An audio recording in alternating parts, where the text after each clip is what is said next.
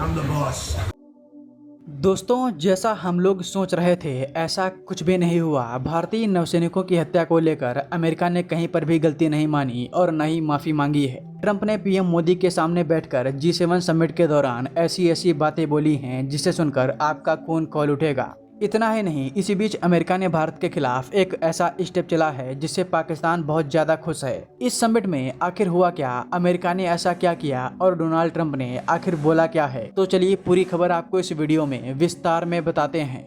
दोस्तों, आप सभी को पता होगा कि हाल ही में फ्रांस में G7 समिट का आयोजन किया गया था। इस समिट में भाग लेने पीएम मोदी गए थे और यहाँ पर उनकी मुलाकात डोनाल्ड ट्रंप के साथ हुई। मीटिंग के दौरान ट्रंप ने मजाकिया अंदाज में कहा कि जब तक पीएम मोदी भारत के प्राइम मिनिस्टर हैं, इस दौरान कोई भी देश अगर भारत पर हमला करता है तो अमेरिका भारत को डिफेंड करने आएगा। That's the right country. But if they were attacked, we would be there to help them.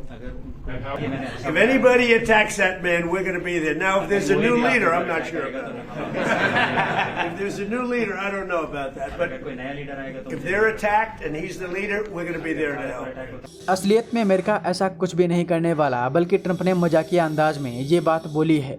इसके अलावा जब एक पत्रकार ने डोनाल्ड ट्रंप से भारतीय नौसैनिकों के बारे में पूछा कि अमेरिका की मिसाइल से भारत के 3 लोग मारे गए हैं, तो इसके जवाब में डोनाल्ड ट्रंप ने कहा कि सेलर्स का जो काम है वो बहुत मुश्किल होता है। हम भारत से इस बारे में बातचीत कर रहे हैं। इसके साथ ही उन्होंने कहा कि हम इन लोगों से बहुत प्यार करते हैं, ये लोग ग्रेट पीपल हैं।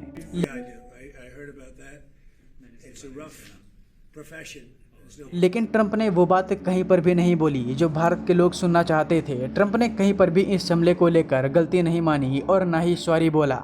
अब जरा सोचिए कि भारत के 3 निर्दोष लोगों को अमेरिका की नेवी ने मार दिया। इसको लेकर अमेरिका गलती मानने को तैयार नहीं है, बल्कि मार्को रूबियो ने ये तक कह दिया कि अमेरिका दोबारा भी ऐसा कर सकता है। इतना ही नहीं, ट्रंप ने आगे ये बोलना शुरू कर दिया कि उन्होंने 8 लड़ाइयाँ रुकवाई हैं, जिसमें भारत और पाकिस्तान की लड़ाई भी शामिल है।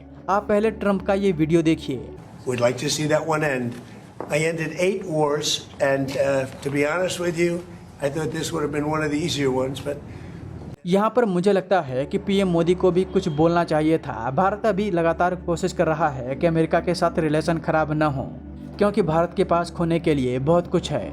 भारत की कंडीशन अभी ऐसी नहीं है कि वो अमेरिका से पंगा ले, इसलिए पीएम मोदी बहुत सोच समझकर एक एक कदम बढ़ा रहे हैं। इसी बीच एक और खबर सामने आई है कि अमेरिका ने इंडो पैसिफिक का नाम बदलकर यूएस पैसिफिक कर दिया है।